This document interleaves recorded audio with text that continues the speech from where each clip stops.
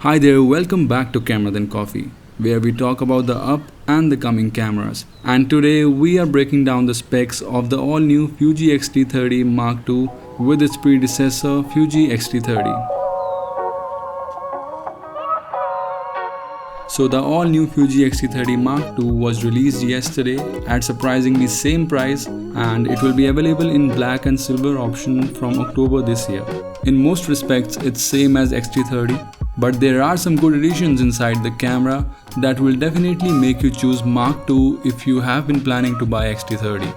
Talking about the image quality, both have the same 4th generation 26.1 megapixel APS-C CMOS sensor, but with X-T30 Mark II you get 2 extra film simulations to choose from. The popular classic negative and Eterna bleach bypass, which are also there in X-T4.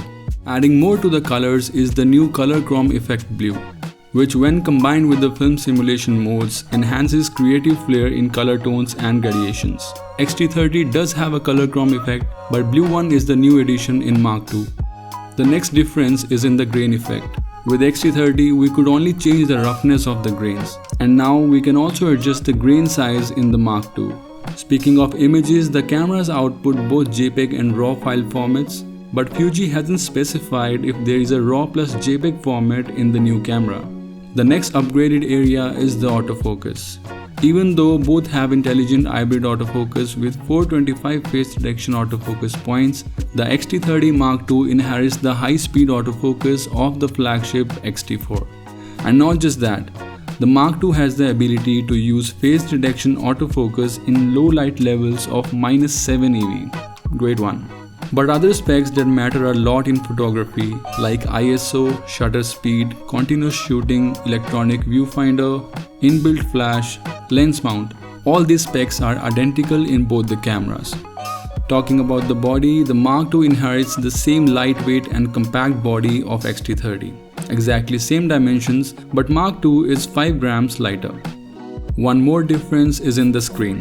Both the cameras have a 3-inch tilting touchscreen, but the screen on Mark II has 1.62 million dots versus 1.04 million dots on X-T30.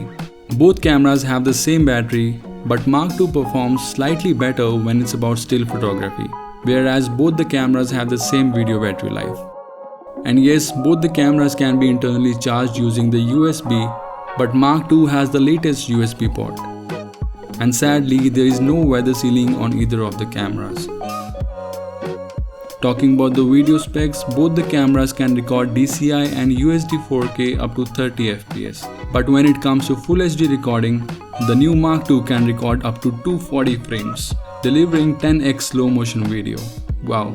And while both the cameras can record in F-Log 8-bit internally, they can record in F-Log 10-bit externally.